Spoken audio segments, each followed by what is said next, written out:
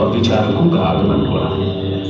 लगभग 2500 वर्ष पहले महान आध्यात्मिक गुरु के रूप में गौतम बुद्ध आए, जिन्होंने बौद्ध धर्म की नींव रखी। इनके समकालीन महावीर को जैन धर्म का 24वां और आखिरी तीर्थंकर माना जाता है।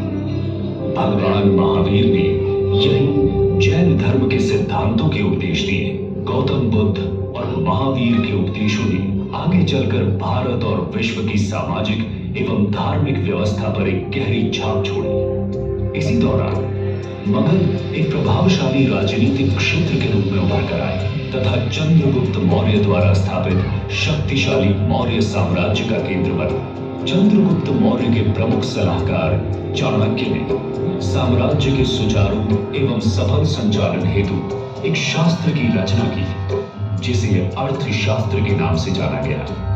ये आज भी उतना ही प्रासंगिक है। सुव्यवस्थित मौर्य शासन तथा संरक्षण में विविध कलाओं का विकास हुआ, जिसमें टेराकोटा शिल्प भी एक है। इस कला का उल्लेख संस्कृत नाटक मृच्छकटिकम यानी मिट्टी की छोटी गाड़ी में मिलता है। कलाकार पत्थरों के काम में भी माहिर थे, जिसका प्रमाण दीदारगंज की सुप्रसिद्ध यक्षी प्रतिमा है।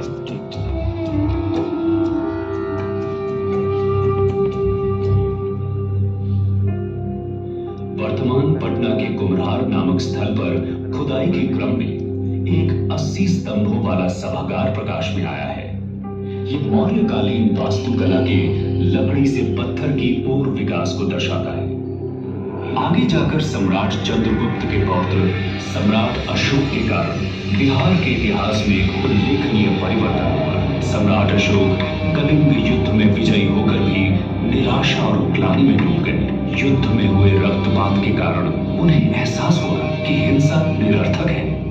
इस कारण उन्होंने बौद्ध धर्म अपनाया और उसके सिद्धांतों का प्रचार प्रसार अपने साम्राज्य के अतिरिक्त बाहरी प्रदेशों में भी किया। अशोक ने अपने पूरे साम्राज्य में शिलालेखों पर समाज कल्याण के आदर्शों को अंकित करवाया।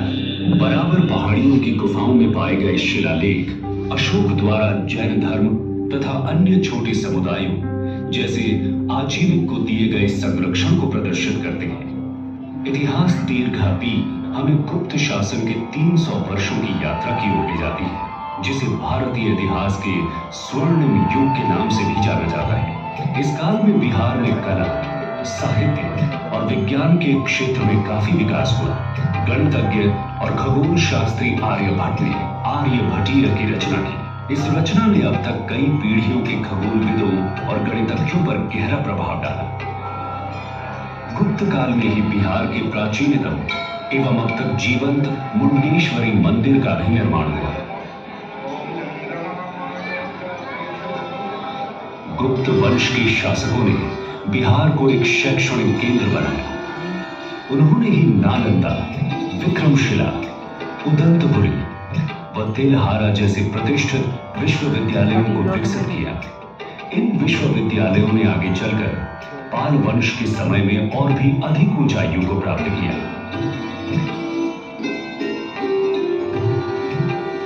संग्रहालय में रखी पाल कालीन बौद्ध व हिंदू मूर्तियां इस समय के कलाकारों की कलात्मक दक्षता एवं अभिव्यक्ति की सक्षमता को दर्शाती है। इनका विकास पाल वंश के 400 वर्षों की शासन अवधि व संरक्षण के दौरान हुआ। पूर्व मध्यकाल एक तरह से सत्ता परिवर्तन का काल रहा। इतिहास दीर्घा सी ये दर्शाती है कि किस तरह बिहार ने इस अशांत समय में भी अपनी सामरिक नीति की महत्ता को बनाए रखा। 16वीं शताब्दी में शेर शाह सूरी ने अपने अधीनस्थ क्षेत्रों पर सुव्यवस्थित प्रशासन चलाया। अपने 5 वर्ष के संक्षिप्त शासनकाल के दौरान विभिन्न व्यापार मार्गों को जोड़कर शेर शाह सूरी ने सड़क आजम बनाई, जिसे आज ग्रैंड ट्रंक रोड कहा जाता है। शेर शाह सूरी ने ही उस समय रुपया नामक मुद्रा का प्रचलन शुरू किया, जो वर्तमान मुद्रा रुपया का पूर्व रूप था। शेर शाह सूरी द्वारा सासाराम में बनवाया शानदार मकबरा उनकी चिरस्थायी विरासत की गवाही देता है। सूरी वंश के पतन के बाद भारत के उत्तरी भाग में मुगलों का वर्चस्व कायम हुआ। बादशाह अकबर के शासन के समय बिहार मुगलों के 12 मुख्य प्रांतों में से एक में गिना जाने लगा। इसी समय बिहार सूफी मत